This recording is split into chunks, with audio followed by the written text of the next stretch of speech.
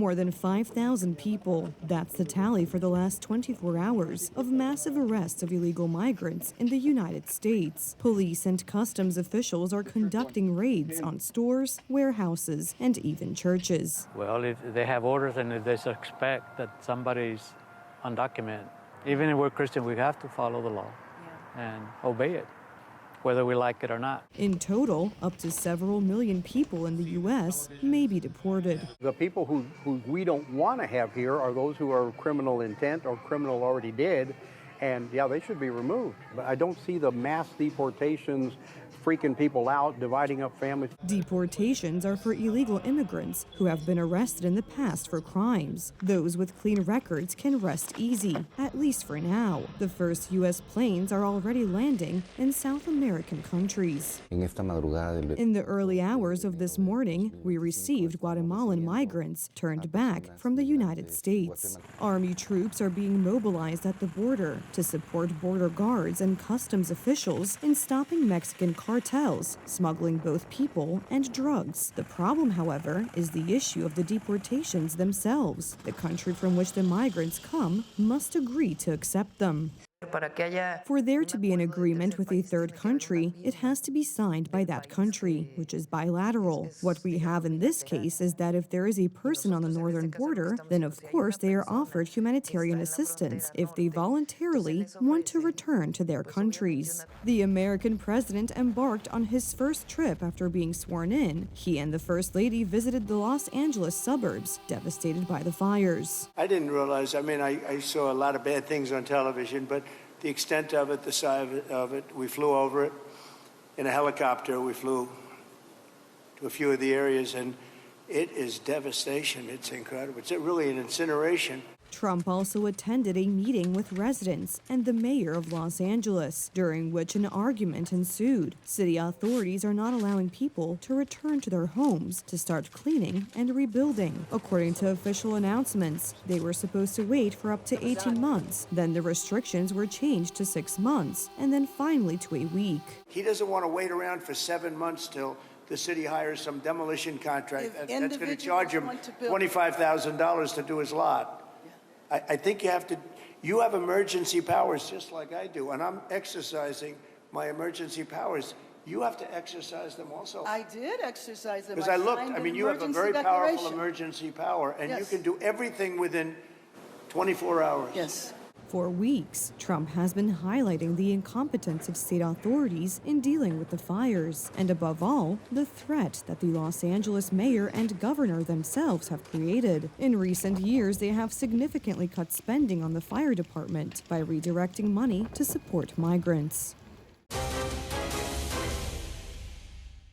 U.S. President Donald Trump has announced the delegation that will fly to Poland to commemorate the 80th anniversary of the liberation of the Auschwitz German death camp. However, Vice President J.D. Vance's name was missing from the list, although there was earlier speculation that he would represent the White House during the Americans' visit to Poland. Opposition politicians in Poland say this is a result of the deteriorating relationship between Donald Tusk's government and President Donald Trump's administration. And yet, the official list of the American delegation that will fly to Poland for the commemoration of the 80th anniversary of the liberation of Auschwitz does not include U.S. Vice President J.D. Vance. This is a clear signal that Donald Tusk's government cannot count on good relations with Washington.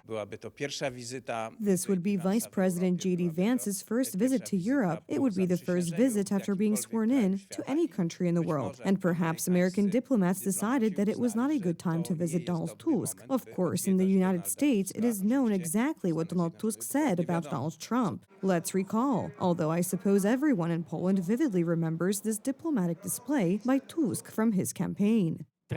Trump, his dependence on Russian services today is no longer debatable. It is not excluded by the U.S. services that Trump was even recruited by Russian services 30 years ago. It's hard to find a greater slander than calling the American president a Russian agent. It's even harder to get out of this situation with a face. No, I did not make this kind of suggestion. Let bygones be bygones, as they say across the Atlantic. What has been is in the past.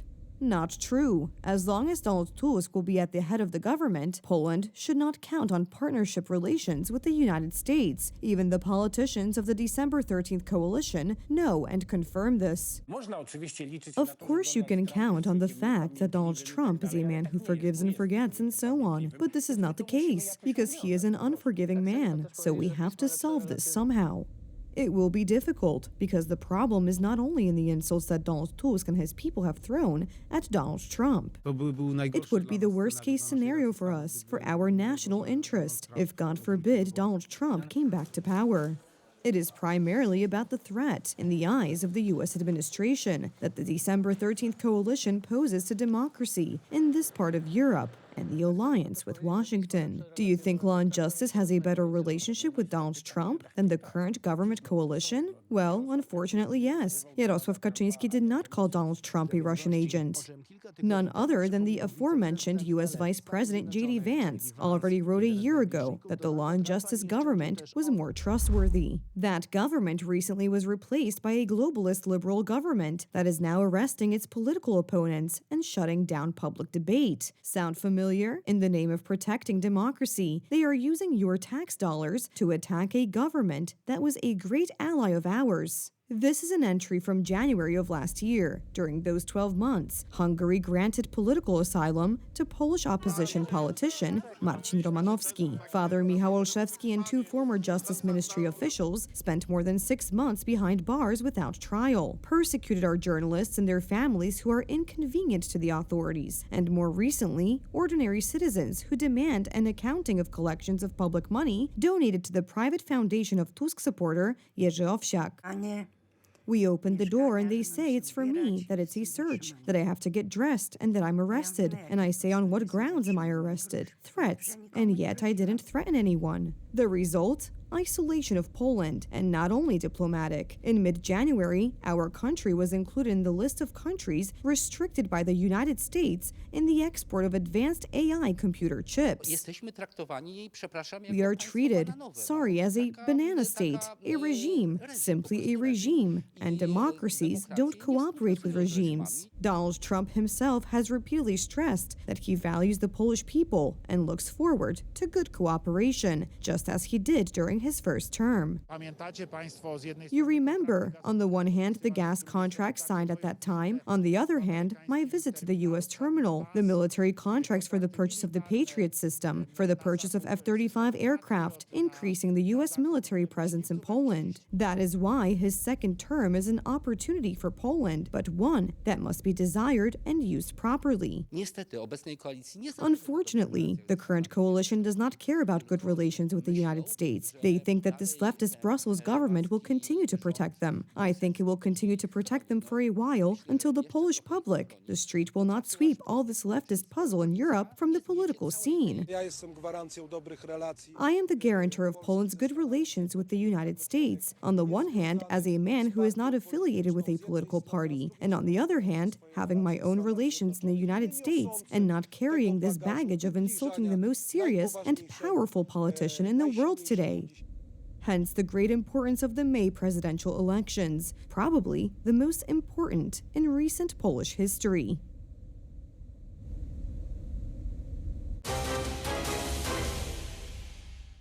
The Save Syria campaign, organized by the Przyjaciel Misji Foundation, is gaining momentum. This is another such shipment of aid from Poland to Syria, organized by Father Professor Cisło's Foundation. For the families who are most in need in Damascus, it will help them survive the coming cold weeks. Everything was organized by Father Cisło. The situation in Syria is drastic. This help is needed here and now, and this is how we are trying to act. We already know that we will be able to help 10,000 people, including children. Aid from Poland is saving lives in many cases. Many families in Syria, including Christians there, are in a critical situation. Everything is in short supply in the war-ravaged country, including food, hence the rapid action by Father Professor Cisło and the Przyjaciel Misji Foundation. The white and red flag indicates that someone in distant Poland remembers them, helps them, and the second thing is the sign of solidarity. This is an extremely important message, in addition to this material message that these food parcels carry. Each package is 20 kilograms of food, with flour, pasta, or rice, and additionally, fuel, which is also in short supply in Syria, and which many simply cannot afford. The total cost is 150 zloty. Here, it is enough for a family of 5 to survive for a month. This truck with aid from Polish people to Syrians will reach Damascus later tonight. The aid was organized in a flash, also thanks to you, the viewers of Republica. Republica is supporting the Save Syria campaign, organized by the Przyjaciel Misji Foundation. In the first few days of the campaign alone, several 100,000 zloty were raised, and the first shipments of food to Syria were organized. And as donations for aid to Syria are still coming in, more will soon follow. Many thanks to our viewers of TV Republica, which took the action Save Syria under media patronage. Here you can see what we bought with the money you donated to the Przyjaciel Misji Foundation. Devastated after nearly 14 years of civil war, Syria will not be able to return to normalcy without international assistance. Late last year, Islamic rebels unexpectedly took over the authorities. The political situation remains uncertain. The country is bankrupt. Fears are growing that without quick reforms, the bloody conflict in Syria will return. Maximilian Maszenda, Beirut, Lebanon.